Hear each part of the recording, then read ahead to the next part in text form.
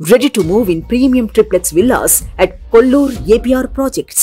భారీ భూకంపం తైవాన్ను వణికించింది. బుధవారం ఉదయం వచ్చిన భూ ప్రకంపనలకు ఒక్కసారిగా దేశం అల్లాడిపోయింది.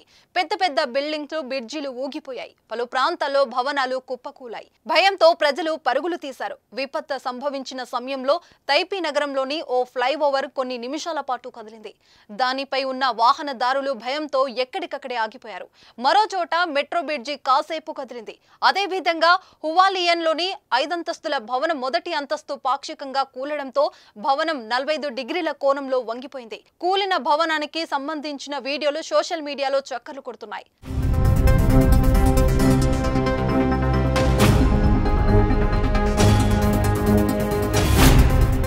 రిక్టర్ స్కేల్ పై భూకంప తీవ్రత 7.4గా నమోదైంది. తైవాన్లో మొత్తం 25కు పైగా భవనాలు నేలమట్టమయ్యాయి. ఈ ఘటనలో 4 మృతి చెందగా 700 మందికి పైగా గాయపడ్డారు. మరోవైపు తైవాన్ అంతటా రైళ్ల రాకపోకలను నిలిపివేయడంతో పాటు రాజధాని తైపీలో భవనాలపై నుంచి టైల్స్ పడిపోయినట్లు వార్తలు వస్తున్నాయి. కొండ చర్యలు కూడా విరిగిపడ్డాయి. ఈ ప్రకంపనల వల్ల జపాన్లోని యోనాగ్ని ద్వీపంలో సునామీ సంభవించింది. తైవాన్లో భూకంపం సంభవించిన 15 నిమిషాల తర్వాత యోనాగ్ని ద్వీపంలో సుమారు 1 అడుగు సునామీ అలలను గుర్తించినట్లు జపాన్ అధికారులు తెలిపారు. దీంతో జపాన్ వాతావరణ సంస్థ ఒకినావా ఫ్రాన్సిస్ తీవ్ర ప్రాంత వాసులకు సునామీ హెచ్చరికలు జారీ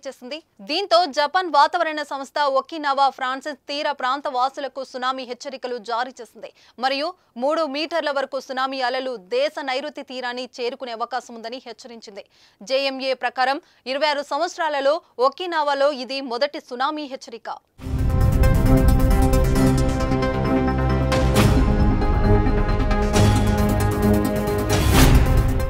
తైవాన్లో 25 ఏళ్ల తర్వాత ఇంత భారీ స్థాయిలో భూకంపం సంభవించడం ఇదే మొదటిసారి. 1999లో తైవాన్లోని నౌటా కౌటీలో 7.2 తీవ్రతతో సంభవించిన భూకంపంలో 2500 మందికి పైగా మరణించగా 1300 మందికి పైగా గాయపడ్డారు.